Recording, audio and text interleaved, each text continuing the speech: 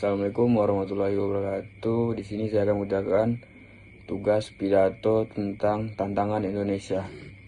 Pertama-tama, marilah kita panjatkan puji syukur kehadirat Allah Subhanahu wa taala yang telah memberikan kita nikmat kesehatan.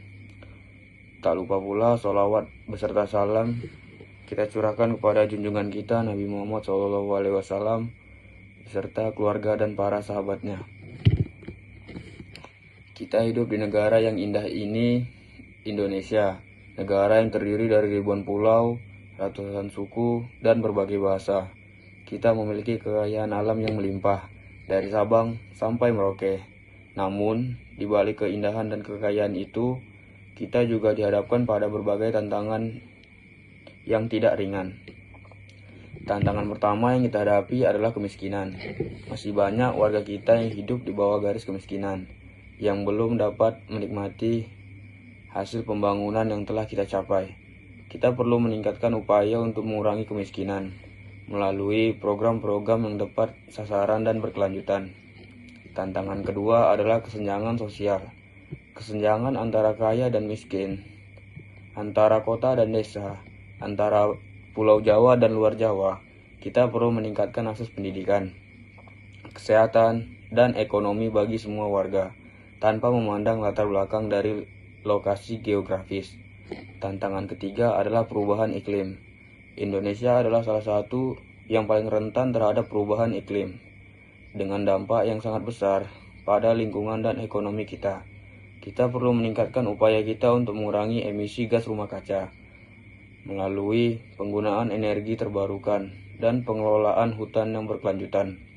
Tantangan keempat adalah korupsi. Korupsi adalah musuh bersama yang dapat menghambat pembangunan dan mengurangi kepercayaan masyarakat terhadap pemerintah. Kita perlu meningkatkan transparansi dan akuntabilitas dalam pengelolaan anggaran dan sumber daya alam. Tantangan kelima adalah keamanan. Kita perlu meningkatkan keamanan nasional melalui peningkatan kemampuan militer dan kepolisian, serta meningkatkan kerjasama dengan negara-negara lain dalam menangani ancaman terorisme dan kejahatan transnasional. Namun, di balik semua tantangan itu, kita juga memiliki peluang yang besar. Kita memiliki sumber daya alam yang melimpah. Kita memiliki sumber daya manusia yang kreatif dan inovatif. Kita perlu meningkatkan investasi dalam pendidikan dan penelitian untuk meningkatkan kemampuan kita dalam menghadapi tantangan global. Jadi, apa yang dapat kita lakukan untuk menghadapi tantangan-tantangan itu? Pertama, kita perlu meningkatkan kesadaran dan partisipasi masyarakat dalam pembangunan. Kita perlu meningkatkan transparansi dan akuntabilitas dalam pengelolaan anggaran dan sumber daya alam.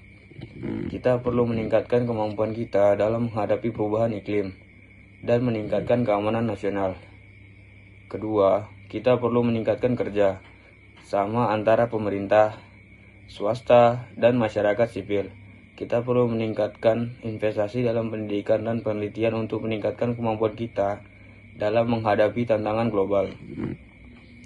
Ketiga, kita perlu meningkatkan kesadaran dan kepedulian untuk mengurangi emisi gas rumah kaca melalui penggunaan energi terbarukan dan pengelolaan hutan yang berkelanjutan. Jadi, mari kita bekerja sama untuk menghadapi tantangan-tantangan itu. Mari kita meningkatkan kesadaran dan partisipasi masyarakat dalam pembangunan. Mari kita meningkatkan kemampuan kita dalam menghadapi perubahan iklim dan meningkatkan keamanan nasional. Mari kita meningkatkan kerjasama antara pemerintah swasta dan masyarakat sipil. Dengan kerjasama dan kesadaran yang tinggi, kita dapat menghadapi tantangan-tantangan itu dan meningkatkan kesejahteraan masyarakat Indonesia. Kita dapat menjadi negara yang maju dan sejahtera dengan masyarakat yang bahagia dan makmur. Sekian dari saya. Wassalamualaikum warahmatullahi wabarakatuh.